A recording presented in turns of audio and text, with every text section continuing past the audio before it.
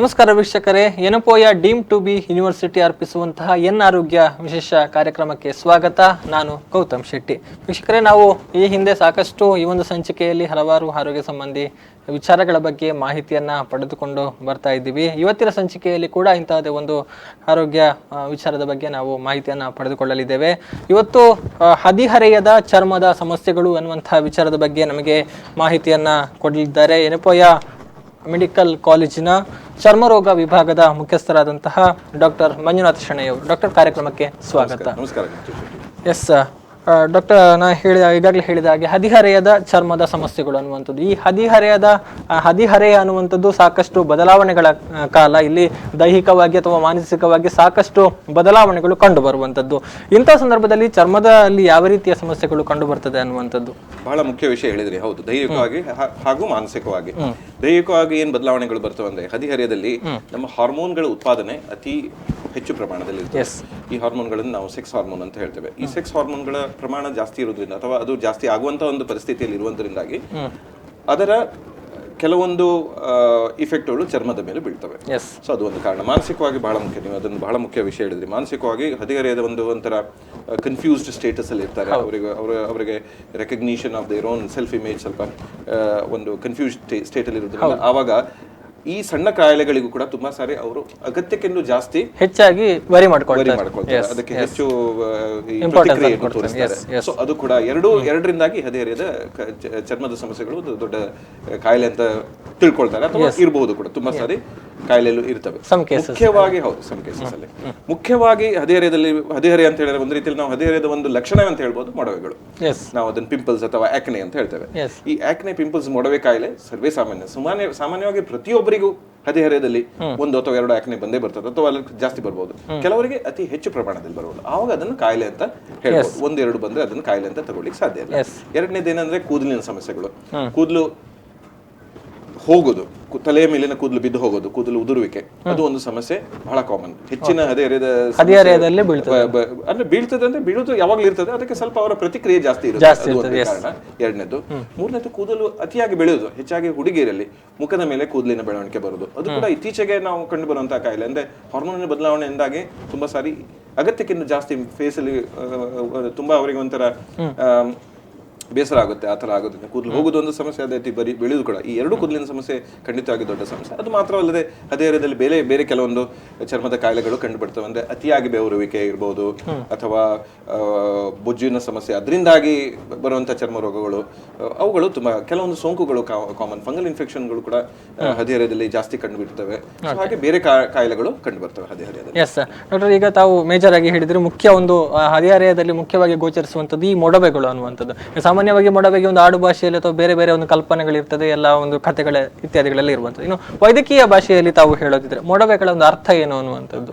ಖಂಡಿತವಾಗಿ ವೈದ್ಯಕೀಯ ಭಾಷೆಯಲ್ಲಿ ಅದನ್ನು ಅರ್ಥ ಮಾಡ್ಕೋಬೇಕು. ಬೇರೆ ಯಾವುದೇ ಭಾಷೆಯಲ್ಲಿ ಅರ್ಥ ಮಾಡ್ಕೊಂಡು ನಾವು ಹೆಚ್ಚಾಗಿ ಅದಕ್ಕೆ ಜಾಸ್ತಿ ತೊಂದರೆಗಳನ್ನು ಕೊಡೋದು, ಅದನ್ನು ಇನ್ನಷ್ಟು ಗೊಂದಲಗಳನ್ನು. ಈ ಹದಿಹರೆಯದಲ್ಲಿ ಬರುವಂತಹ ಒಂದು ಸರ್ವೇ ಸಾಮಾನ್ಯ ಕಾಯಿಲೆ ಮೊಡವೆ ಬರುವುದು ಯಾಕಂದ್ರೆ ನಮ್ಮ ದೇಹದಲ್ಲಿ ಹಾರ್ಮೋನಿನ ಸ್ವಲ್ಪ ಪ್ರಮಾಣದಲ್ಲಿ ಏರುಪೇರು ಬಂದೇ ಬರ್ತದೆ. ಖಂಡಿತವಾಗಿ ಹಾರ್ಮೋನ್ಗಳು 100% ಒಂದೇ ರೀತಿ ಪ್ರಾಪರ್ ಆಗಿರ್ಬೇಕಾಗಿಲ್ಲ. ಸ್ವಲ್ಪ ಪ್ರಮಾಣದಲ್ಲಿ ಏರುಪೇರು ಇರುವಾಗ, ಅಥವಾ ಈ ಹಾರ್ಮೋನಿನ ಇಫೆಕ್ಟ್ ಚರ್ಮದ ಮೇಲೆ ಜಾಸ್ತಿ ಆದಾಗ, ತುಂಬಾ ಸಾರಿ ಹಾರ್ಮೋನ್ ಲೆವೆಲ್ಸ್ ಎಲ್ಲ ನಾರ್ಮಲ್ ಇರುತ್ತೆ, ಆದ್ರೆ ಚರ್ಮದ ಮೇಲೆ ಅದರ ಇಫೆಕ್ಟ್ ಸ್ವಲ್ಪ ಜಾಸ್ತಿ ಇರ್ತದೆ. ಆವಾಗ ಈ ಮೊಡವೆಗಳು ಕಂಡು ಬರ್ತವೆ. ಮೊಡವೆಗಳಲ್ಲಿ ಕೆಲವೊಂದು ಪ್ರಕಾರಗಳಿರ್ತವೆ. ಸಾಮಾನ್ಯವಾಗಿ ಬರುವಂತಹ ಮೊಡವೆಗಳಿಗೆ ನಾವು ವೈಟ್ ಹೆಡ್ಸ್, ಬ್ಲಾಕ್ ಹೆಡ್ಸ್ ಅಂತ ಹೇಳ್ತೇವೆ. ನಾವು ಅದನ್ನು ಕೊಮೆಡೋನ್ಸ್ ಅಂತ ವೈದ್ಯಕೀಯ ಭಾಷೆಯಲ್ಲಿ ಹೇಳ್ತೇವೆ. ಈ ವೈಟ್ ಹೆಡ್, ಬ್ಲಾಕ್ ಹೆಡ್ಸ್ ಹೆಚ್ಚಾಗಿ ಏನು ತೊಂದರೆ ಕೊಡೋದಿಲ್ಲ, ಕಲೆಗಳು ಬಿಟ್ಟು ಹೋಗೋದಿಲ್ಲ, ಅಥವಾ ಅವುಗಳಲ್ಲಿ ಕೀವು ತುಂಬಿಕೊಂಡ್ರೆ ಮಾತ್ರ ಅದು ದೊಡ್ಡ ಕಾಯಿಲೆ ಅನ್ಸದೆ. ಆದ್ರೆ ಇವು ಎರಡನೇ ಪ್ರಮಾಣದಲ್ಲಿ, ಅಂದ್ರೆ ಈ ಮೊಡವೆಗಳಲ್ಲಿ ಎರಡನೇ ವಿಧಾನಗಳು ಅಂದ್ರೆ ಕೀವು ತುಂಬಿಕೊಳ್ಳುವಂತಹ ಮೊಡವೆಗಳು. ಕೀವು ತುಂಬಿಕೊಳ್ಳುವಂತಹ ಮೊಡವೆಗಳಿಗೆ ಟ್ರೀಟ್ಮೆಂಟ್ ಮಾಡಬೇಕಾಗುತ್ತೆ. ಯಾಕಂದ್ರೆ ಅದಕ್ಕೆ ಟ್ರೀಟ್ಮೆಂಟ್ ಮಾಡಿಲ್ಲ ಅಂದ್ರೆ ಕಲೆಗಳು ಬಿಟ್ಟು ಹೋಗ್ತವೆ. ತುಂಬಾ ಸಾರಿ ನಾವು ನಾಡ್ಯೂಲ್ಸ್ ಅಥವಾ ಸಿಸ್ಟ್ಸ್ ಅಂತ ಬರ್ತವೆ. ಇದು ಸ್ವಲ್ಪ ಸಿವಿಯರ್ ಫಾರ್ಮ್, ಪಿಂಪಲ್ಸ್ ಇನ ಆಕ್ನೆಯ ಸಿವಿಯರ್ ಫಾರ್ಮ್ಸ್. ನಾಡ್ಯೂಲ್ಸ್ ಅಂಡ್ ಸಿಸ್ಟ್ಸ್ ಅಂತ, ಅದರಲ್ಲಿ ದೊಡ್ಡ ಗುಂಡಾಕಾರದಲ್ಲಿ ದೊಡ್ಡ ಪಿಂಪಲ್ಸ್ ಗಳು ಬರ್ತವೆ. ಇವು ಖಂಡಿತವಾಗಿಯೂ ಕಲೆ ಮಾತ್ರ ಅಲ್ಲ, ಚರ್ಮದ ಮೇಲೆ ಕುಳಿಗಳನ್ನು ಬಿಟ್ಟು ಹೋಗ್ತವೆ. ಚರ್ಮದ ಕಲೆಗಳನ್ನಾದ್ರೂ ಹೋಗಲಾಡಿಸ್ಲಿಕ್ಕೆ ಅಷ್ಟು ಕಷ್ಟ ಇಲ್ಲ. ಆದ್ರೆ ಕುಳಿಗಳು ಬಂದ್ರೆ ಆ ಸಮಸ್ಯೆಯನ್ನು ಹೋಗಲಾಡಿಸೋದು ತುಂಬಾ ಕಠಿಣ. ಹಾಗಾಗಿ ಮೊಡವೆಯನ್ನು ಒಂದು ಸಣ್ಣ ಪ್ರಮಾಣದಲ್ಲಿ ಇದ್ರೆ ಅದನ್ನು ಕಾಯಿಲೆ ಅಂತ ತಗೊಳ್ಳಿಲ್ಲ ಅಂದ್ರು, ಅದು ಹೆಚ್ಚಿನ ಪ್ರಮಾಣದಲ್ಲಿ ಬಂದಾಗ ಕಾಯಿಲೆ ಅಂತ ತಗೊಳ್ಳೇಬೇಕಾಗುತ್ತೆ. ಅದಕ್ಕೆ ಸೂಕ್ತ ಚಿಕಿತ್ಸೆಯನ್ನು ಕರೆಕ್ಟ್ ಟೈಮಲ್ಲಿ ಚಿಕಿತ್ಸೆ ಮಾತ್ರ ಮಾಡೋದಲ್ಲ, ಅಂದ್ರೆ ಅತಿ ಆರಂಭಿಕ ಹಂತದಲ್ಲಿ ಮಾಡ್ಬೇಕು. ಇಲ್ಲಾಂದ್ರೆ ಒಂದ್ಸಾರಿ ಕಲೆ ಬಿದ್ರೆ ಕುಳಿ ಬಿದ್ರೆ ಮತ್ತೆ ಅದನ್ನ ಸರಿಪಡಿಸೋದು ತುಂಬಾ ಕಠಿಣ.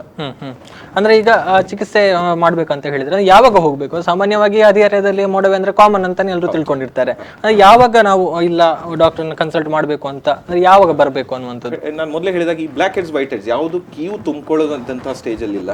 ಅಂತ ಸ್ಟೇಜ್ ಅಲ್ಲಿ ನಾವು ಅದಕ್ಕೆ ಬಹಳ ಇಂಪಾರ್ಟೆನ್ಸ್ ಕೊಡಬೇಕಾಗಿಲ್ಲ. ಕೆಲವೊಂದು ಆದ್ರೆ ಅವುಗಳ ಸಂಖ್ಯೆ ಜಾಸ್ತಿ ಆದ್ರೆ ಮುಖದ ಮೇಲೆ, ತುಂಬಾ ಸಾರಿ ಮುಖದ ಮೇಲೆ ಮಾತ್ರ ಅಲ್ಲ, ಅದು ಬೆನ್ನಲ್ಲಿ, ನಮ್ಮ ಮಗಲಲ್ಲಿ, ಶೋಲ್ಡರ್ಸ್ ಅಲ್ಲಿ ಅಥವಾ ಚೆಸ್ಟ್ ಅಲ್ಲಿ ಅಲ್ಲಿ ಎಲ್ಲ ಬರುತ್ತೆ. ಅದ್ರ ಜೊತೆಗೆ ದೊಡ್ಡ ದೊಡ್ಡ ಕೀವಿನ ಗುಳ್ಳೆಗಳು ಅಥವಾ ನಾನು ಮೊದಲೇ ಹೇಳಿದಾಗ ನಾಡ್ಯೂಲ್ಸ್ ಸಿಸ್ಟ್ಸ್ ಇಂಥವು ಅಂದ್ರೆ ದೊಡ್ಡ ದೊಡ್ಡ ಪ್ರಮಾಣದ ಗುಳ್ಳೆಗಳು ಬಂದ್ರೆ ಅದನ್ನು ಖಂಡಿತವಾಗಿಯೂ ನೆಗ್ಲೆಕ್ಟ್ ಮಾಡಬಾರ್ದು. ಅದಕ್ಕೆ ಸೂಕ್ತವಾದ ಚಿಕಿತ್ಸೆಯನ್ನು ಮಾಡಲೇಬೇಕಾಗುತ್ತೆ.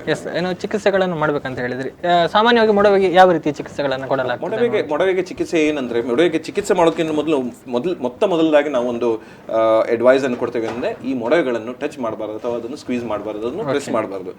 ಹೀಗೆ ಮಾಡೋದ್ರಿಂದ ಏನಾಗುತ್ತೆ, ತುಂಬಾ ಸಾರಿ ಮೊಡವೆಗಳು ಏನು ತೊಂದರೆ ಕೊಡೋದಿಲ್ಲ, ಆದ್ರೆ ಮೊಡವೆಗೆ ನಾವು ಏನ್ ಮಾಡ್ತೇವೆ ಅದರಿಂದಾಗಿ ತೊಂದರೆ ಕೊಡ್ತೇವೆ, ಅವುಗಳು ಕಲೆಗಳನ್ನು ಬಿಟ್ಟು ಹೋಗ್ತವೆ. ಹೆಚ್ಚಾಗಿ ಏನಾಗ್ತದೆ, ಬಹಳ ಕಷ್ಟ ಇದೆ ಇದು. ಹೆಚ್ಚಿನ ಹದಿಹರೆಯದಲ್ಲಿರುವ ನಾವು ಎಲ್ಲರಿಗೂ ಹೇಳ್ತೇವೆ ಅದನ್ನು ಮುಟ್ಲಿಕ್ಕೆ ಹೋಗಬಾರ್ದು, ಆದ್ರೆ ಅವರಿಗೆ ಅವರ ಗೋಚರವಿಲ್ಲದೆ ತುಂಬಾ ಸಾರಿ ಪ್ರೆಸ್ ಮಾಡಿ ಅವುಗಳನ್ನು ಕಲೆ ಮಾಡಿಕೊಂಡು ಹೆಚ್ಚಾಗಿ ಅವರು ಬರೋರು ಕಲೆ ಮಾಡ್ಕೊಂಡೇ ಬಂದಿರ್ತಾರೆ.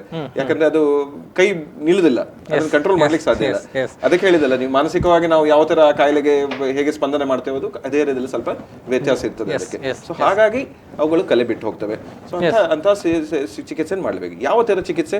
ಮುಖ್ಯವಾಗಿ ನಾನು ಹೇಳಿದಾಗ ಮೊದಲು ಅವುಗಳನ್ನು ಮುಟ್ಟಬಾರ್ದು, ಟಚ್ ಮಾಡಬಾರ್ದು ಅಥವಾ ಪ್ರೆಸ್ ಮಾಡಬಾರ್ದು, ಒಂದನೇದು. ಎರಡನೇದು ನಾನು ಹೇಳಿದಾಗೆ ತುಂಬಾ ಸಾರಿ ಸಣ್ಣ ಪ್ರಮಾಣದಲ್ಲಿ ಇದ್ರೆ ಅವುಗಳ ಸಿಂಪಲ್ ಮುಖವನ್ನು ರೆಗ್ಯುಲರ್ ವಾಶ್ ಅನ್ನು 10 ಸಾರಿ ವಾಶ್ ಮಾಡೋದಂತಲ್ಲ, ಒಂದು ಬೆಳಿಗ್ಗೆ ರಾತ್ರಿ 2 ಸಾರಿ. ಅತಿಯಾಗಿ ರಬ್ ಮಾಡಬಾರ್ದು. ಮತ್ತೆ ರಫ್ ಟವೆಲ್ಸ್ ಅಲ್ಲಿ ಉಜ್ಜುವುದು ಅದನ್ನೆಲ್ಲ ಮಾಡಬಾರ್ದು. ಬೇರೆ ಸಾಫ್ಟ್ ಆಗಿ ನಾವು ಹೂವಿನ ತರ ನೋಡ್ಕೊಳ್ಬೇಕು ನಮ್ಮ ಚರ್ಮವನ್ನು. ಸಾಫ್ಟ್ ಟವೆಲ್ ಅಲ್ಲಿ ಮುಖ ತೊಳೆದ ಮೇಲೆ ಪ್ರೆಸ್ ಮಾಡಿ ನೀರನ್ನು ತೆಗೆಯೋದು ಹಾಗೆ. ಮತ್ತೆ ಮೂರನೇದು ಏನಂದ್ರೆ ಚಿಕಿತ್ಸೆ ಖಂಡಿತವಾಗಿ ಅದನ್ನು ಸಿಂಪಲ್ ಈಗ ಮೆಡಿಕಲ್ ಶಾಪ್ ಇಂದ ತಗೊಂಡು ಯಾವುದೇ ಕ್ರೀಮ್ ಹಚ್ಚಿದ್ರೆ ಈಗಂತೂ ಹೋಗೋದೇ ಇಲ್ಲ. ಅದು ಚರ್ಮರೋಗ ತಜ್ಞರ ಚಿಕಿತ್ಸೆ ಅದಕ್ಕೆ ಮುಖ್ಯ. ಒಂದ್ಸಾರಿ ಕಲೆಯನ್ನು ಕೊಡುವಂತಹ ಒಂದು ಪಿಂಪಲ್ಸ್ ಯಾವುದು ಕೀವು ಗುಳ್ಳೆಗಳು ಅಥವಾ ದೊಡ್ಡ ಗುಳ್ಳೆಗಳು ಬರ್ತವ, ಅದಕ್ಕೆ ಚರ್ಮರೋಗದ ತಜ್ಞರ ಚಿಕಿತ್ಸೆ ಬೇಕೇ ಬೇಕಾಗುತ್ತೆ. ತುಂಬಾ ಸಾರಿ ಬರುವ ಸ್ಟೇಜಲ್ಲೇ ಕುಳಿಗಳನ್ನು ಮಾಡಿರ್ತಾರೆ. ಆವಾಗ ನಾವು ಅದಕ್ಕೆಲ್ಲೂ ಅತಿ ಹೆಚ್ಚಿನ ಪ್ರಮಾಣದ ಚಿಕಿತ್ಸೆ ಅಂದ್ರೆ ಕೆಲವೊಂದ್ಸಾರಿ ಲೇಸರ್ ಚಿಕಿತ್ಸೆ ಇರ್ಬೋದು ಅಥವಾ ಪೀಲ್ ಚಿಕಿತ್ಸೆ ಇರ್ಬೋದು, ಇವುಗಳನ್ನು ಮಾಡಬೇಕಾಗ್ತದೆ. ಸೊ ಆ ತರ ಸ್ಟೆಪ್ ವೈಸ್ ನಾವು ಅವುಗಳ ಟ್ರೀಟ್ಮೆಂಟ್ ಅನ್ನು ಮಾಡಬೇಕು. ಎಸ್ ಡಾಕ್ಟರ್, ಚಿಕಿತ್ಸೆಯ ಬಗ್ಗೆ ನಾನು ನಿಮ್ಮಿಂದ ಇನ್ನಷ್ಟು ಮಾಹಿತಿಯನ್ನು ಪಡೆದುಕೊಳ್ತೇನೆ. ಅದಕ್ಕಿಂತ ಮುಂಚೆ ಒಂದು ವಿರಾಮ. ವೀಕ್ಷಕರೇ, ಆರೋಗ್ಯ ವಿಶೇಷ ಕಾರ್ಯಕ್ರಮದಲ್ಲಿ ಒಂದು ವಿರಾಮದ ಬಳಿಕ ಮತ್ತೆ ಕಾರ್ಯಕ್ರಮ ಮುಂದುವರಿಯುತ್ತೆ.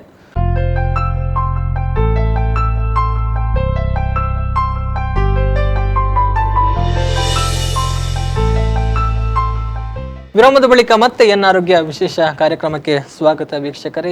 ನಾವು ಹದಿಹರೆಯದ ಚರ್ಮದ ಸಮಸ್ಯೆಗಳು ಅನ್ನುವಂತಹ ವಿಚಾರದ ಬಗ್ಗೆ ಸಾಕಷ್ಟು ಮಾಹಿತಿಯನ್ನು ಪಡೆದುಕೊಳ್ತಾ ಇದ್ದೀವಿ. ಎಸ್ ಡಾಕ್ಟರ್, ಈಗಾಗಲೇ ತಾವು ಹೇಳಿದ್ರಿ ಈ ಮೊಡವೆ ಅನ್ನುವಂಥದ್ದು, ಮೊಡವೆಯ ಬಗ್ಗೆ ಸಾಕಷ್ಟು ಮಾಹಿತಿಯನ್ನು ಕೊಟ್ರಿ. ಇನ್ನು ಈ ಒಂದು ಚಿಕಿತ್ಸೆಯ ಬಗ್ಗೆ ಕೂಡ ತಾವು ಎಕ್ಸ್ಪ್ಲೈನ್ ಮಾಡ್ತಾ ಇದ್ರಿ. ಆಕ್ಚುಲಿ ಲೇಸರ್ ಚಿಕಿತ್ಸೆ ಅಂತ ಹೇಳಿದ್ರಿ, ಏನಿದು ಆಕ್ಚುಲಿ ಲೇಸರ್ ಚಿಕಿತ್ಸೆ ಅನ್ನುವಂಥದ್ದು? ಲೇಸರ್ ಚಿಕಿತ್ಸೆ ಸಾಮಾನ್ಯವಾಗಿ ಕಲೆಗಳು ಆದ ಮೇಲೆ ಮಾಡುವಂತ ಚಿಕಿತ್ಸೆ. ಅದು ತುಂಬಾ ಸಾರಿ ಪಿಂಪಲ್ಸಿನ ಟ್ರೀಟ್ಮೆಂಟ್ ಲೇಟ್ ಆಗಿ ಕಲೆಗಳಾಗಿರ್ಬೋದು. ಕೆಲವೊಂದ್ಸರಿ ಚಿಕಿತ್ಸೆ ಸರಿಯಾಗಿ ಮಾಡಿದ್ರು ಕೂಡ ಕಲೆಗಳಾಗಬಹುದು. ಅಂತ ಸಮಯದಲ್ಲಿ 2 ಮುಖ್ಯ ಚಿಕಿತ್ಸೆಗಳ ಬಗ್ಗೆ ನಾನು ಹೇಳ್ತೇನೆ. ಒಂದು ಪೀಲಿಂಗ್ ಚಿಕಿತ್ಸೆ ಅಂತ ಇದೆ. ಪೀಲಿಂಗ್ ಚಿಕಿತ್ಸೆ ಅಂದ್ರೆ ಕೆಲವೊಂದು ನಾವು ಫ್ರೂಟ್ ಆಸಿಡ್ಸ್ ಅನ್ನೋದಕ್ಕೆ ಉಪಯೋಗ ಮಾಡಿ ಮುಖಕ್ಕೆ ಹಚ್ಚೋದು. ಅದನ್ನ ಮನೇಲಿ ಮಾಡ್ಲಿಕ್ಕೆ ಸಾಧ್ಯ ಇಲ್ಲ. ಅದನ್ನು ಡಾಕ್ಟರ್ಗಳು ಅಂದ್ರೆ ಚರ್ಮರೋಗ ತಜ್ಞರೇ ಅದನ್ನು ಮಾಡುವಂತ ಚಿಕಿತ್ಸೆ. ಅದಕ್ಕೆ ಪೀಲಿಂಗ್ ಚಿಕಿತ್ಸೆ ಅಂತೇವೆ, ಫ್ರೂಟ್ ಪೀಲ್ಸ್ ಅಂತ ಹೇಳ್ತೇವೆ. ಅದನ್ನು ಮುಖಕ್ಕೆ ಹಚ್ಚಿ ಸ್ವಲ್ಪ ಸಮಯದಲ್ಲಿ ಇಟ್ಟು ಅದನ್ನ ನಂತರ ನ್ಯೂಟ್ರಲೈಸ್ ಮಾಡೋದು, ಅದಕ್ಕೆ ಪೀಲಿಂಗ್ ಚಿಕಿತ್ಸೆ. ರಿಸ್ಕ್ ಇರುತ್ತೆ ಅದರಲ್ಲಿ. ಹಾಗಾಗಿ ಅದನ್ನು ಕರೆಕ್ಟ್ ಆಗಿ ಯಾರಿಗೆ ಅದರ ಗೊತ್ತಿದೆ, ಚರ್ಮರೋಗ ತಜ್ಞರು ಮಾತ್ರ ಅದನ್ನ ಮಾಡ್ಲಿಕ್ಕೆ ಸಾಧ್ಯ ಇದೆ. ಸೊ ಅವರು ಮಾತ್ರ ಈ ತರ ಮಾಡೋದ್ರಿಂದ ಮುಖಕ್ಕೆ ಒಂದು ಗ್ಲೋ ಕೊಡುತ್ತೆ. ಅದು ಕಲೆಗಳಲ್ಲೂ ಲೈಟ್ ಮಾಡುತ್ತೆ. ಸೊ ಡೆಡ್ ಸ್ಕಿನ್ ಹೋಗುತ್ತೆ ಅದು ಪೀಲಿಂಗ್. ಅದಕ್ಕೋಸ್ಕರ ಪೀಲಿಂಗ್ ಅಂತ ಹೇಳೋದು. ಡೆಡ್ ಸ್ಕಿನ್ ಹೋಗಿ ಹೊಸ ಸ್ಕಿನ್ ಬರೋದು, ಆ ತರ ಒಂದು ಚಿಕಿತ್ಸೆ ಇದೆ. ಅದಕ್ಕೆ ಖಂಡಿತವಾಗಿ ಅದು ಒಂದು ರೀತಿಯಲ್ಲಿ ಕೆಲವೊಂದು ಲೆವೆಲ್ಗೆ ಕಲೆಗಳನ್ನು ಕಡಿಮೆ ಮಾಡೋದು. ಎರಡನೇದು ಲೇಸರ್ ಚಿಕಿತ್ಸೆ ಹೆಚ್ಚಾಗಿ ಮಾಡೋದು ನಾವು ಕುಳಿಗಳು ಬಿದ್ದ ಮೇಲೆ. ಯಾವಾಗ ಈ ಹೋಲ್ಸ್ ತರ ಬಿದ್ದಿರುತ್ತೆ, ಕಲೆಗಳಾಗಿರ್ತವೆ, ಅಂದ್ರೆ ದೊಡ್ಡ ದೊಡ್ಡ ಪಿಂಪಲ್ಸ್ಗಳು ಹೀಲ್ ಆದ್ಮೇಲೆ ಅವುಗಳು ವಾಸಿ ಆದ್ಮೇಲೆ ಕಲೆಗಳು ಬೀಳ್ತವೆ. ಅದಕ್ಕೆ ಲೇಸರ್ ಚಿಕಿತ್ಸೆಯಲ್ಲಿ 2-3 ತರದ ಲೇಸರ್ಗಳಿದ್ದಾವೆ. ಹೆಚ್ಚಾಗಿ ನಾವು ಉಪಯೋಗ ಮಾಡೋದು ಫ್ರಾಕ್ಷನಲ್ ಲೇಸರ್ ಅಂತ ಹೇಳ್ತೇವೆ.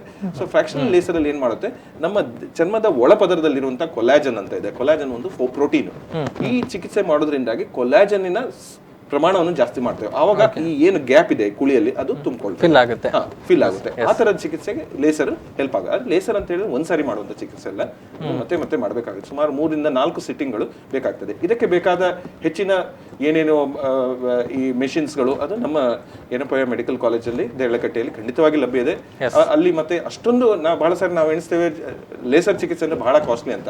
ಖಂಡಿತವಾಗಿ ಅಷ್ಟು ಕಾಸ್ಟ್ಲಿ ಇಲ್ಲ, ಯಾಕಂದ್ರೆ ಮೆಡಿಕಲ್ ಕಾಲೇಜ್ ಪ್ರೈವೇಟ್ ಅಲ್ಲಿ ಬಹಳಷ್ಟು ಕಾಸ್ಟ್ಲಿ ಇರ್ಬೋದು, ಆದರೆ ಮೆಡಿಕಲ್ ಕಾಲೇಜಲ್ಲಿ ಈ ಚಿಕಿತ್ಸೆ ಮಾಡೋದ್ರಿಂದಾಗಿ ಖಂಡಿತವಾಗಿ ಕಾಸ್ಟಿನ ಬಗ್ಗೆಯೂ ಅಷ್ಟೊಂದು ಕಾಸ್ಟ್ಲಿ ಆಗೋದಿಲ್ಲ ಅಲ್ಲಿ ಚಿಕಿತ್ಸೆ. ಅದನ್ನು ಕೂಡ ನಾನು ಹೇಳಿ ಇಚ್ಛಿಸ್ತೇನೆ.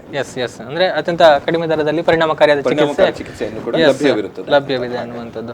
ಎಸ್ ಡಾಕ್ಟರ್, ನೀವು ಮತ್ತೊಂದು ಹೇಳಿದಂತಹ ಸಮಸ್ಯೆ, ಈ ಹದಿಹರೆಯದಲ್ಲಿ ಕಂಡುಬರುವಂತಹ ಚರ್ಮದ ಸಮಸ್ಯೆ ಅಂತ ಹೇಳಿದ್ರೆ ಕೂದಲು ಉದುರುವಿಕೆ ಅನ್ನುವಂಥದ್ದು. ಅಂದ್ರೆ ಸಾಮಾನ್ಯ ಕೂದಲು ಉದುರ್ತಾ ಇರ್ತದೆ, ಅದು ಹದಿಹರೆಯದಲ್ಲಿ ನಾವು ಹೆಚ್ಚಾಗಿ ಗಮನಿಸ್ತೇವೆ ಅದನ್ನು ಅನ್ನುವಂಥದ್ದು. ರೀಸನ್ ಏನು ಸರ್? ಈಗ ಕೂದಲು ಡೈಲಿ ಬೀಳ್ತದೆ ಅಂತ ಹೇಳಿದ್ರೆ ರೀಸನ್ ಏನು ಒಂದು ಕೂದಲು ಬೀಳೋದಂತದಕ್ಕೆ? ಕೂದಲಿಗೆ ಒಂದು ಲೈಫ್ ಸೈಕಲ್ ಅಂತ ಇದೆ. ನಾವು ಹೇಗೆ ನಮಗೆ ಜೀವನ ಚಕ್ರ ಇದೆ, ಅದೇ ತರ ಕೂದಲಿಗೆ ಒಂದು ಜೀವನ ಚಕ್ರ ಇದೆ. ಕೂದಲು ಅಂದ್ರೆ ಅದರಲ್ಲಿ 2 ಪಾರ್ಟ್ ಇದೆ ಮುಖ್ಯವಾಗಿ. ಒಂದು ಕೂದಲಿನ ಬುಡ, ಅದಕ್ಕೆ ನಾವು ಹೇರ್ ಫಾಲಿಕಲ್ ಅಂತ ಹೇಳ್ತೇವೆ. ಮತ್ತೊಂದು ಕೂದಲು ಅಂದ್ರೆ ಅದರ ಹೇರ್ ಶಾಫ್ಟ್ ಅಂತ ಹೇಳ್ತೇವೆ. ಹೇರ್ ಶಾಫ್ಟ್ ಒಂದು ಡೆಡ್ ಆರ್ಗನ್, ಅದಕ್ಕೇನು ಜೀವ ಇಲ್ಲ, ಅದು ಒಂದು ಜಸ್ಟ್ ಪ್ರೋಟೀನ್ ಸ್ಟ್ರಕ್ಚರ್, ಒಂದು ಪ್ರೋಟೀನ್ ಅದು ಅಷ್ಟೇ. ಅಂದ್ರೆ ಒಳಗಡೆ ಇರುವ ಹೇರ್ ಫಾಲಿಕಲ್ ಇಂದ ಅದಕ್ಕೆ ಜೀವ ಇರುವಂತದ್ದು. ಅದು ಹೇರ್ ಅನ್ನು ಪ್ರೊಡ್ಯೂಸ್ ಮಾಡ್ತಾ ಇರುತ್ತೆ. ಸೊ ಒಳಗಡೆ ಫ್ಯಾಕ್ಟರಿ ಇದೆ ಹೇರ್ ಫಾಲಿಕಲ್, ಮೇಲೆ ಇರೋದು ಕೂದಲು. ಸೊ ಕೂದಲು ಸುಮಾರು 3 ವರ್ಷದಿಂದ 10 ವರ್ಷದವರೆಗೆ, ತಲೆ ಮೇಲಿರೋ ಕೂದಲು 3 ರಿಂದ 10 ವರ್ಷದವರೆಗೆ ಬೆಳೀತಾ ಹೋಗುತ್ತೆ. ಆಮೇಲೆ 3 ರಿಂದ 4 ತಿಂಗಳವರೆಗೆ ಅದು ಸ್ಟಾಪ್ ಆಗುತ್ತೆ ಬೆಳೆಯೋದು, ಆಮೇಲೆ ಬಿದ್ದು ಹೋಗ್ತದೆ. ಸೊ ಇದಕ್ಕೆ ನಾವು ಗ್ರೋಯಿಂಗ್ ಫೇಸ್, ರೆಸ್ಟಿಂಗ್ ಫೇಸ್ ಅಂತ ಹೇಳಿದ್ರೆ. ಸೊ ಇದು ಒಂದು ಜೀವನ ಚಕ್ರ ಅದದ್ದು ಕೂದಲಿದ್ದು. ಸೊ ಈ ಜೀವನ ಚಕ್ರವನ್ನು ಫಾಲೋ ಮಾಡಲೇಬೇಕಾಗುತ್ತೆ. ಅದು ಆ ಜೀವನ ಚಕ್ರವನ್ನು ಫಾಲೋ ಮಾಡುವಾಗ ಸುಮಾರು 10 ರಿಂದ 15% ಕೂದಲು ರೆಸ್ಟಿಂಗ್ ಫೇಸ್ ಅಲ್ಲಿ ಇರ್ತವೆ, ಅಂದ್ರೆ ಅವು ಬೀಳೋಕೆ ತಯಾರಾಗಿರ್ತವೆ. ಸೊ ಹಾಗಾಗಿ ಒಂದು 10% ಹೇರ್ ಕೂದಲು ಬೀಳ್ತದೆ, ಹೊಸ ಕೂದಲು ಹೇಳ್ತಾ ಇರ್ತದೆ. ಅಂದ್ರೆ ಒಂದು ದಿನಕ್ಕೆ 50 ರಿಂದ 100 ಕೂದಲಿನವರೆಗೂ ನಿರಂತರವಾಗಿ ಬೀಳ್ತಾ ಇರ್ತದೆ. ಸೊ ಹಾಗಾಗಿ ಅದನ್ನು ಕೂದಲು ಉದುರಿಕೆ ಏನು ಸಮಸ್ಯೆ ಇಲ್ಲ. ಅದು ಕೂದಲು ಉದುರಿಕೆ ಅತಿಯಾಗಿ ಆದ್ರೆ ಮಾತ್ರ ಕೂದಲು ಉದುರಿಕೆ ಸಮಸ್ಯೆ ಆಗುತ್ತೆ. ಅಥವಾ ಕೂದಲು ಉದುರಿಕೆಯಿಂದಾಗಿ ಕೂದಲಿನ ನಡುವೆ ಜಾಗಗಳು ಅಂದ್ರೆ ಗ್ಯಾಪ್ಗಳು ಕಂಡು ಬಂದ್ರೆ ಅವಾಗ ಅದು ಸಮಸ್ಯೆ ಅಂತ ಅನಿಸ್ತದೆ, ಕರೆಸಿಕೊಳ್ತದೆ. ಎಸ್, ಈಗ ಅದೇ ಹೇಳಿದ್ರೆ ಕಾಮನ್ ಆಗಿ ಇಂತಿಷ್ಟು ಪ್ರಮಾಣದಲ್ಲಿ ಲೈಫ್ ಸೈಕಲ್ ಮುಗಿದ ಕೂಡಲೇ ಕೂದಲು ಉದುರ್ತಾ ಇರ್ತದೆ. ಇನ್ನು ಕೆಲವರನ್ನ ಗಮನಿಸಿದ್ರೆ ನಾವು ಹೆಚ್ಚಾಗಿ ಕೂದಲು ಉದುರುವಂತದ್ದು, ಹೆಚ್ಚಾಗಿ ಮಹಿಳೆಯರಲ್ಲಿ ಇತ್ಯಾದಿ ಪುರುಷರಲ್ಲಿ ಕೂಡ ಹೆಚ್ಚಾಗಿ ಬರುವಂತಹ ಸಮಸ್ಯೆ, ಇದಕ್ಕೆ ಏನು ಕಾರಣ ಅನ್ನುವಂಥದ್ದು? ಬೇರೆ ಬೇರೆ ಕಾರಣಗಳಿದಾವೆ. ಮುಖ್ಯವಾಗಿ ನಾವು ಸರ್ವೇ ಸಾಮಾನ್ಯವಾಗಿ ಕಾಣುವಂತದ್ದಕ್ಕೆ ನಾವು ಟಿಲೋಜನ್ ಎಫ್ಲೂಯಮ್ ಅಂತ ಹೇಳ್ತೇವೆ. ಟಿಲೋಜನ್ ಎಫ್ಲೂಯಮ್ ಅಂದ್ರೆ ನಮಗೆ ಯಾವುದೋ ಒಂದು ಕಾಯಿಲೆಗಳು, ಸೋಂಕುಗಳು, ಅಥವಾ ನಾವು ಕೆಲವೊಂದು ಮಾತ್ರೆಗಳನ್ನು ತಗೊಂಡಿರ್ತೇವೆ, ಅಥವಾ ನಾವು crash diet, suddenly weight loss ಆಗ್ಲಿಕ್ಕೆ ಹೋಗಿ ಎಲ್ಲ ನ್ಯೂಟ್ರಿಷನ್ ಅಲ್ಲೆಲ್ಲ ಬಿಟ್ಟಿರ್ತೇವೆ. ಅಂದ್ರೆ ಯಾವುದೇ ಜೀವಸತ್ವಗಳು ಯಾವುದನ್ನು ತಗೊಳ್ಳೋದಂತ ಒಂದು ಆಹಾರ ತಗೊಳ್ಳುವಂಥದ್ದು, ಹಾಗೆಲ್ಲ ಮಾಡಿದ ತಕ್ಷಣ ಕೂದಲಿಗೆ ಆಕ್ಸಿಜನ್ಗೆ ಅಥವಾ ಆಮ್ಲಜನಕದ ಸಪ್ಲೈ ಟೆಂಪರರಿ ಸ್ಟಾಪ್ ಆಗಿಬಿಡ್ತದೆ. ಆವಾಗ ನಾನು ಮೊದಲೇ ಹೇಳಿದಾಗೆ ಗ್ರೋಯಿಂಗ್ ಫೇಸ್ ಮತ್ತೆ ರೆಸ್ಟಿಂಗ್ ಫೇಸ್, ಆ ಗ್ರೋಯಿಂಗ್ ಫೇಸ್ ಅಲ್ಲಿರುವ ಹೇರ್ಗಳು ಸಡನ್ ಆಗಿ ರೆಸ್ಟಿಂಗ್ ಫೇಸಿಗೆ ಹೋಗಿ ಬೀಳೋ ಸಾಧ್ಯತೆ ಇರ್ತದೆ. ಅದಕ್ಕೆ ಟಿಲೋಜನ್ ಎಫ್ಲೂಯಮ್ ಅಂತ ಹೇಳಿದ್ರೆ ಇದು ಸರ್ವೇ ಸಾಮಾನ್ಯವಾಗಿ ಕಂಡು ಬರುವಂತ ಕಾಯಿಲೆ. ಇದು ಒಂದನೇದು. ಎರಡನೇದು ನಾವು ಆಂಡ್ರೋಜೆನೆಟಿಕ್ ಅಲೋಪೇಸಿ ಅಂತ ಹೇಳ್ತೇವೆ. ಆಂಡ್ರೋಜೆನೆಟಿಕ್ ಅಲೋಪೇಸಿ ಅಂದ್ರೆ ಈ ಹಾರ್ಮೋನಿನ ಬದಲಾವಣೆಯಿಂದ ಕೂದಲಿನ ಉದುರುದು.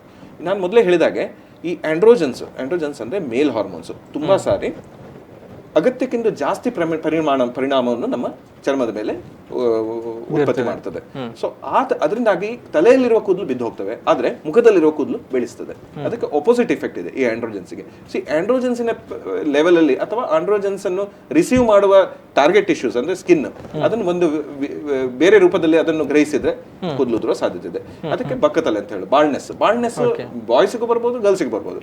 ಆದ್ರೆ ಬಾಯ್ಸ್ಗೆ ಹೆಚ್ಚಾಗಿ ಬಂದೇ ಬರ್ತದೆ, ಒಂದಲ್ಲ ಒಂದು ಸ್ಟೇಜ್ ಅಲ್ಲಿ ಬಂದೇ ಬರ್ತದೆ. ಕೆಲವರಿಗೆ ಬೇಗ ಬರ್ತದೆ, ಕೆಲವರಿಗೆ ಲೇಟ್ ಆಗಿ ಬರ್ತದೆ. ಲೇಡೀಸ್ ಅಲ್ಲಿ ಕೂಡ ಈ ಆಂಡ್ರೋಜೆನೆಟಿಕ್ ಅಲೋಪೇಸಿ ಕಂಡು ಬರ್ಬೋದು. ಆದ್ರೆ ಅದನ್ನು ಡಯಾಗ್ನೋಸಿಸ್ ಮಾಡಬೇಕಾದ್ರೆ ಸ್ಪೆಷಲಿಸ್ಟ್ ಬೇಕಾಗಿ, ಚರ್ಮ ರೋಗ ತಜ್ಞರೇ ಬೇಕಾಗುತ್ತೆ. ಏನು ಇದಕ್ಕೆ ಚಿಕಿತ್ಸೆಗಳೇನಾದ್ರೂ ಇದೆಯಾ ಕೂದಲು ಉದುರೋದನ್ನ ತಡೆಗಟ್ಟೋದಕ್ಕೆ? ಕೂದಲು ಉದುರಿಕೆ ಎಲ್ಲಕ್ಕಿಂತ ಮುಖ್ಯವಾಗಿ ಕಾರಣ ಕಂಡುಹಿಡಬೇಕು. ಕೂದಲು ಉದುರಿಕೆ ಒಂದು ಕಾಯಿಲೆ ಅಲ್ಲ, ಅದು ಒಂದು ಸಮಸ್ಯೆಯ ಲಕ್ಷಣ ಅಷ್ಟೇ. ಅಂದ್ರೆ ಕೂದಲು ಉದುರಿಕೆಗೆ 100 ಸಮಸ್ಯೆಗಳು. ನಾನು ಮೊದಲು ಹೇಳಿದ ಎರಡು ಉದಾಹರಣೆಗಳನ್ನು ಮಾತ್ರ ಕೊಟ್ಟಿದ್ದೇನೆ. ಹಾಗೆ ಬಹಳಷ್ಟು ಕಾರಣಗಳಿರ್ತವೆ. ಸೊ ಅದಕ್ಕೆ ಕಾರಣವನ್ನು ಕಂಡುಹಿಡಬೇಕಾದ್ರೆ ಅದಕ್ಕೆ ಸೈಂಟಿಫಿಕಲಿ ಅಪ್ರೋಚ್ ಆಗಬೇಕು. ಸೈಂಟಿಫಿಕಲಿ ಅಪ್ರೋಚ್ ಆಗಬೇಕಾದ್ರೆ ಚರ್ಮರೋಗ ತಜ್ಞರಿಗೆ ಮಾತ್ರ ಸಾಧ್ಯ ಇದೆ.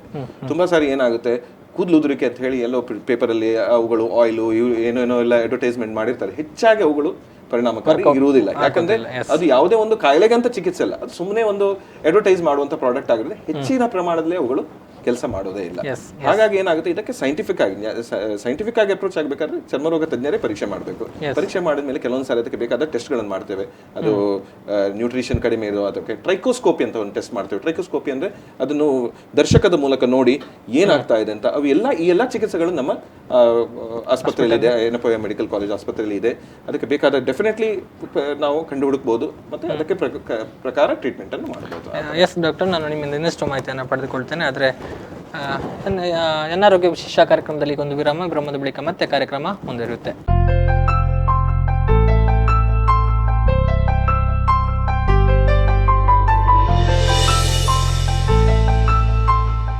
ವಿರಾಮದ ಬಳಿಕ ಮತ್ತೆ ಆರೋಗ್ಯ ವಿಶೇಷ ಕಾರ್ಯಕ್ರಮಕ್ಕೆ ಸ್ವಾಗತ ವೀಕ್ಷಕರೇ. ನಾವು ಹದಿಹರೆಯದಲ್ಲಿ ಕಂಡುಬರುವಂತಹ ಚರ್ಮದ ಸಮಸ್ಯೆಗಳು ಅನ್ನುವಂತಹ ವಿಚಾರದ ಬಗ್ಗೆ ಮಾಹಿತಿಯನ್ನು ಪಡೆದುಕೊಳ್ತಾ ಇದ್ವಿ. ಯೆನೆಪೋಯ ಮೆಡಿಕಲ್ ಕಾಲೇಜಿನ ಚರ್ಮರೋಗ ವಿಭಾಗದ ಮುಖ್ಯಸ್ಥರಾದಂತಹ ಡಾಕ್ಟರ್ ಮಂಜುನಾಥ ಶೆಣೈ ಅವರು ನಮ್ಮ ಜೊತೆಗೆ ಮಾಹಿತಿಯನ್ನು ಕೊಡ್ತಾ ಇರುವಂಥದ್ದು. ಡಾಕ್ಟರ್, ಈಗಾಗಲೇ ತಾವು ಕೂದಲು ಉದುರುವಿಕೆಯ ಬಗ್ಗೆ ಸಾಕಷ್ಟು ಮಾಹಿತಿಯನ್ನು ಕೊಟ್ರಿ. ಇನ್ನು ನಾವು ಸಾಮಾನ್ಯವಾಗಿ ಕೇಳ್ತಾ ಇರುವಂಥದ್ದು, ಈ PRP ಚಿಕಿತ್ಸೆ ಮೂಲಕ ಈ ಕೂದಲು ಉದುರುವಿಕೆಗೆ ಪರಿಹಾರವನ್ನು ಕೊಡಲಾಗ್ತದೆ ಅನ್ನುವಂಥದ್ದು. ಆಕ್ಚುಲಿ ಏನು ಈ PRP ಚಿಕಿತ್ಸೆ ಅನ್ನುವಂಥದ್ದು? PRP ಚಿಕಿತ್ಸೆ ಇತ್ತೀಚೆಗೆ ಬಹಳ ನ್ಯೂಸ್ ನಲ್ಲಿದೆ. ಅದಕ್ಕೆ ವ್ಯಾಂಪೈರ್ ಚಿಕಿತ್ಸೆ ಅಥವಾ ಅದಕ್ಕೆ ಅದರ ಆಕ್ಚುಲಿ ಫುಲ್ ಫಾರ್ಮ್ ಏನಂದ್ರೆ ಪ್ಲೇಟ್ಲೆಟ್ ರಿಚ್ ಪ್ಲಾಸ್ಮಾ ಟ್ರೀಟ್ಮೆಂಟ್ ಅಂತ. ಪ್ಲೇಟ್ಲೆಟ್ ರಿಚ್ ಪ್ಲಾಸ್ಮಾ ಅಂದ್ರೆ ನಮ್ಮದೇ ರಕ್ತದಿಂದ ಅದರಲ್ಲಿ ಇರುವಂತಹ ಕೆಲವೊಂದು ಸೈಟೋಕೈನ್ಸ್ ಅಂತ ಹೇಳ್ತೇವೆ, ಅವುಗಳನ್ನು ತೆಗೆದು ಅದನ್ನು ಇಂಜೆಕ್ಟ್ ಮಾಡೋದು ಕೂದಲಿರುವ. ಇದು ಒಂದು ಚಿಕಿತ್ಸೆ. ಬಹಳಷ್ಟು ಅದ್ರ ಬಗ್ಗೆ ಬಹಳಷ್ಟು ವಿಚಾರಗೋಷ್ಠಿಗಳು ನಡೀತಾ ಇದ್ದಾವೆ. ಮತ್ತೆ ಅದು ಎಷ್ಟರ ಪ್ರಮಾಣದಲ್ಲಿ ಅದು ಹೆಲ್ಪ್ ಆಗುತ್ತೆ ಅನ್ನೋದು ಖಂಡಿತವಾಗಿಯೂ ಇತ್ತೀಚೆಗಿನ ಸಂಶೋಧನೆ ಪ್ರಕಾರ ಸ್ವಲ್ಪ ಪ್ರಮಾಣದಲ್ಲಿ ಅದು ಹೆಲ್ಪ್ ಆಗುತ್ತೆ ಅಂತ ಇದೆ. ಆದ್ರೆ ಅದು ಫಸ್ಟ್ ಲೈನ್ ಟ್ರೀಟ್ಮೆಂಟ್ ಅಲ್ಲ. ತುಂಬಾ ಸಾರಿ ಕೆಲವೊಂದು ಸೆಂಟರ್ಗಳು, ಕೂದಲಿನ ಸೆಂಟರ್ಗಳಲ್ಲಿ ಬಂದ ತಕ್ಷಣ ಪೇಷಂಟ್ಸ್ ಗಳನ್ನು PRP ಚಿಕಿತ್ಸೆಗೆ ಒಳಪಡಿಸ್ತಾರೆ. ಅದು ಅಗತ್ಯ ಇಲ್ಲ ಅಂತ ನನ್ನ ಅನಿಸಿಕೆ. ಇದು ನನ್ನ ವ್ಯಕ್ತಿಗತ ಅನಿಸಿಕೆ. ಹೆಚ್ಚಾಗಿ ನಾವು ಸಿಂಪಲ್ ಟ್ರೀಟ್ಮೆಂಟ್ಗಳು ಅಂದ್ರೆ ಅದು ಕ್ರೀಮ್ಗಳಿರ್ಬೋದು, ಲೋಷನ್ಗಳಿರ್ಬೋದು, ಟ್ಯಾಬ್ಲೆಟ್ಗಳಿರ್ಬೋದು ಕಂಡು ಹುಡುಕಿ ಅದಕ್ಕೆ ಏನು ತೊಂದರೆ ಇದೆ ಅಂತ ಕಂಡು ಹುಡುಕಿ ಅದರ ಪ್ರಕಾರ ಚಿಕಿತ್ಸೆ ಮಾಡಬೇಕು. ಮತ್ತೆ PRP ಚಿಕಿತ್ಸೆಯನ್ನು ಸೆಕೆಂಡ್ ಲೈನ್ ಟ್ರೀಟ್ಮೆಂಟ್ ಆಗಿ ಕಂಡು ಹುಡುಕಬೇಕು, ಅದನ್ನು ಪರಿಗಣಿಸಬೇಕು. ಮತ್ತೆ ಬೇರೆ ಬಹಳಷ್ಟು ಚಿಕಿತ್ಸೆಗಳು ಇದ್ದಾವೆ, PRP ಅಂತಹ ಒಂದು ಚಿಕಿತ್ಸೆ ಅಂತ. ಓಕೆ, ಇನ್ನು ಮತ್ತೊಂದು ನಾವು ಹೆಚ್ಚಾಗಿ ಕೇಳ್ತಾ ಇರುವಂತದ್ದು ಈ ಕೂದಲಿನ ಕಸಿ ಅನ್ನುವಂಥದ್ದು.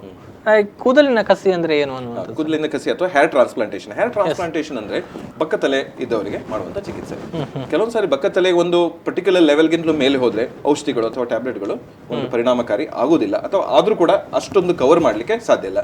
ಅಂತ ಸಮಯದಲ್ಲಿ ಹೇರ್ ಟ್ರಾನ್ಸ್ಪ್ಲಾಂಟೇಶನ್ ಅಥವಾ ಕೂದಲಿನ ಚಿಕಿತ್ಸೆ, ಕಸಿ ಚಿಕಿತ್ಸೆ ಮಾಡಬಹುದು. ಅದ್ರಲ್ಲಿ ಏನ್ ಮಾಡ್ತೇವೆ ಅಂದ್ರೆ ಬೇರೆ ಕೂದಲನ್ನು ಹುಟ್ಟಿಸೋದಲ್ಲ, ಅವರದೇ ಕೂದಲು ಅಂದ್ರೆ ಹಿಂಭಾಗದಲ್ಲಿರುವ ಕೂದಲನ್ನು ತೆಗೆದು ಒಂದೊಂದಾಗಿ ತೆಗೆದು ಅದಕ್ಕೆ FUE ಹೇರ್ ಟ್ರಾನ್ಸ್ಪ್ಲಾಂಟ್ ಅಂತ ಹೇಳ್ತೇವೆ.